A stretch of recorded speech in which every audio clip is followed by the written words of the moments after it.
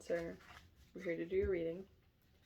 We are going to do a sort of a you versus them energy, where we will pull a card from Wild Unknown Animal Oracle deck to see what energy you are currently in.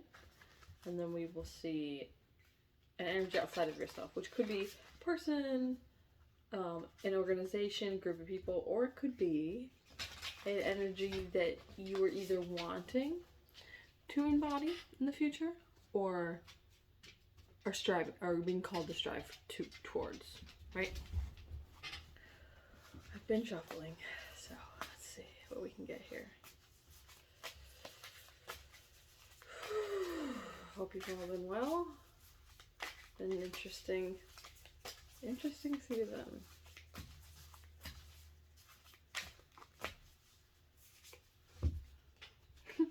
It's pretty good. Lion. Don't mind the nails. I was gardening.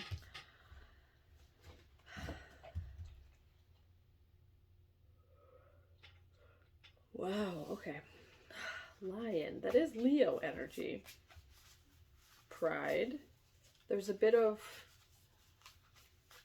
This one doesn't feel particularly egoic, although sometimes lions do give off that energy at times. This one just seems...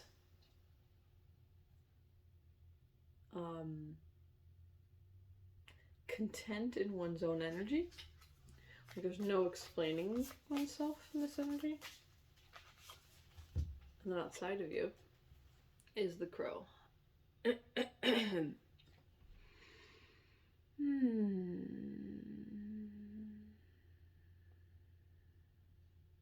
almost High Priestess, but not quite.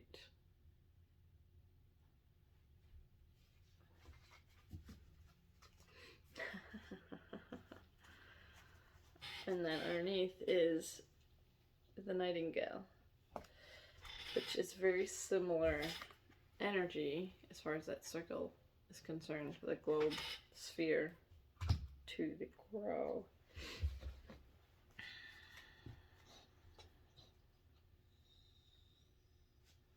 I actually did your reading a few days ago and it just wasn't quite right.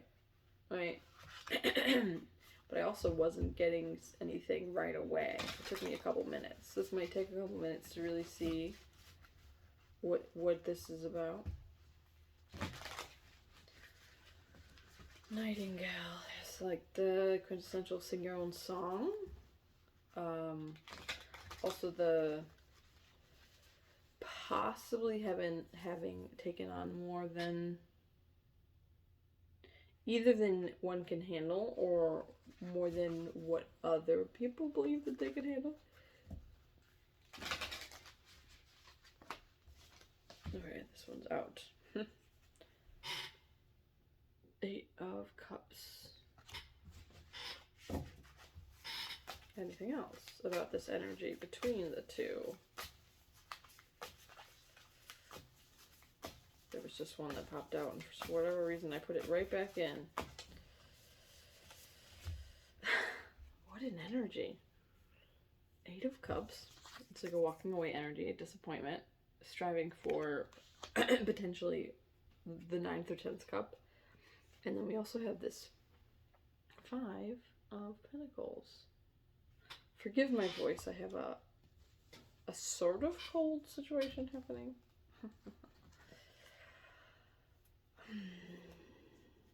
And then underneath is the 2 of Pentacles. Man. A juggling. I'm getting a deliberating. Walking away from disappointment. Deliberating about a disappointment. But this individual outside of you is holding on to some kind of magic. And or you are being called to hold on to some kind of magic.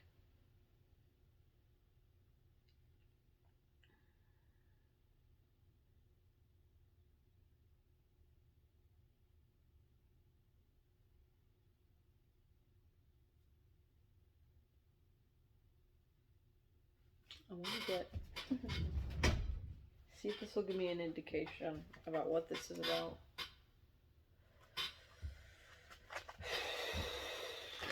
Use the Soul Journey as the lesson cards.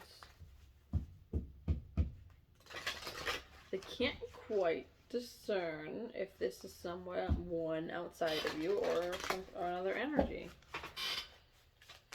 Something. You feel disappointed now in the cold with so many cards, but we'll start there. Abundance. I'm limitless being, and I can manifest whatever I desire in this physical plane. And then the other one was love. I commit to the practice of seeing the good in all things. Very interesting. And the third is adversity.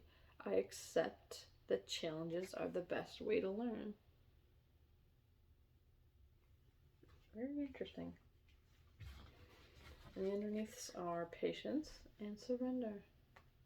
I accept that everything happens in divine order. Surrender. I release my need to control.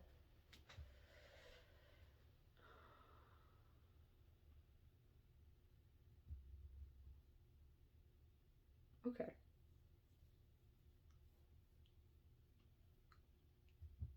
Getting it, if this is somewhat of a natural state, this lion energy, there might be something in your atmosphere or between you and others that has you in this possibly disappointed, feeling like, is this worth it? But you or somebody else is being called to hold on to the good. To hold on to the good. It's almost as if there's a cycle and you can continue to deliberate on how to transform something. Even if it feels overwhelming.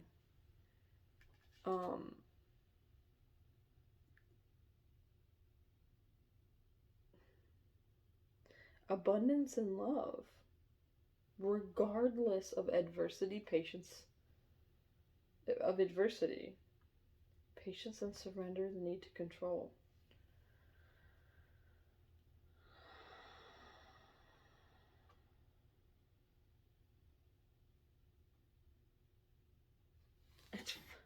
How do I even say this?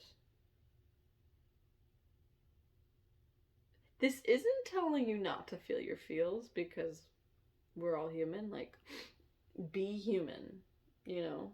Feel how you feel. But also, this is giving me the energy to not give so much stock to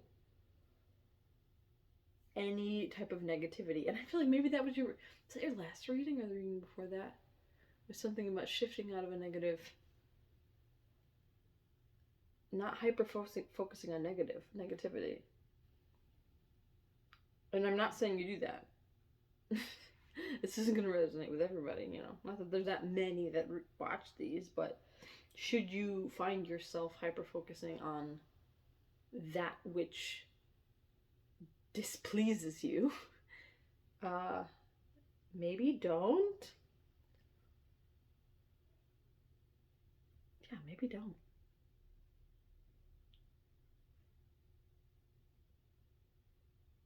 Maybe things around you are not within your control. Well, my nails are real bad. And just everything happens in divine order. I would say, like, if we're looking for change, then circumstances that present them, like, some circumstances will not be ideal. And we will just consciously move towards that which is ideal. It's not even about chastising the negative, but deepening your bond with what resonates with you, and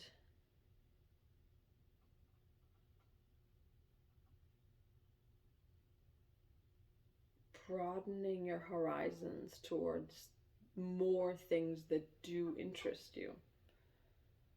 People, places, things.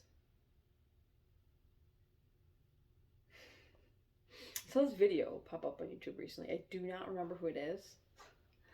And I only remember the headline. It was intriguing, I just didn't get there yet. Like, I may end up going back and watching this if it pops up again. But it said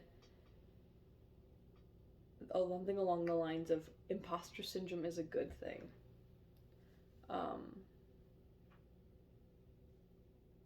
I did not watch the video, but it seemed, if I was to take an initial guess what it was about, part of it was about, or if I was to come up with that quote, it would be that if you're not feeling uncomfortable from time to time, you're probably not trying enough new things.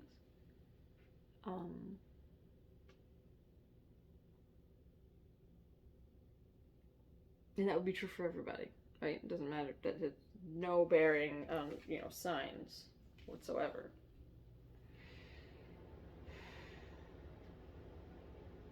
Accept adversity, accept the challenges, and the best way to learn. I cannot say what this is about for you. I feel like if a negative, and if a negativity resonates with you, then then the positivity side is also there. You may need to search for it. I'm guilty of this, for sure. While I do try to accomplish new things,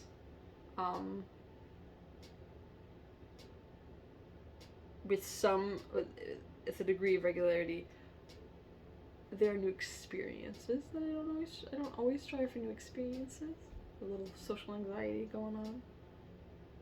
So, that's 2 examples, right?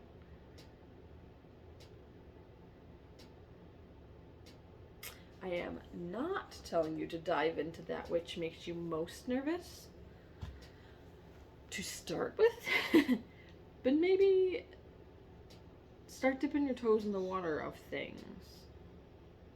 I mean, even if it is just privately, to begin, so that you can assess that discomfort within the comfort of your own company first. Unless you're particularly extroverted, then I don't know if that would be as much of a challenge. Anywho.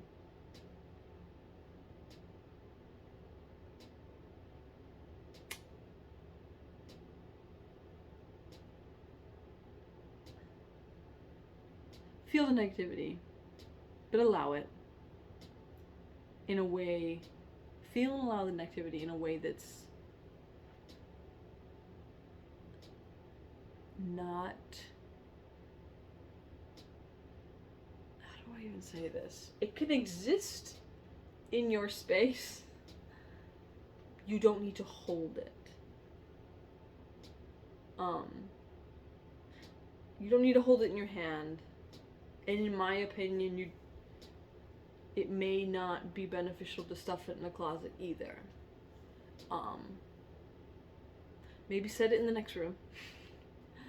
And when you're ready to handle it, peek over there. Walk into that room and feel the feels. Without needing to... I mean, maybe that's part of it. Allow yourself to feel something without needing to solve it or hide it away. There's got to be like an in-between for a time until you assess what it really is.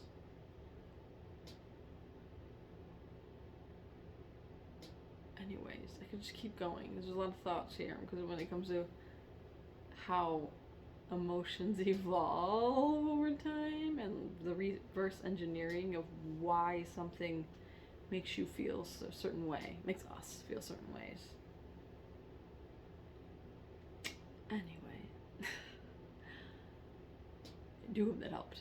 And now I really am going to go. Take care.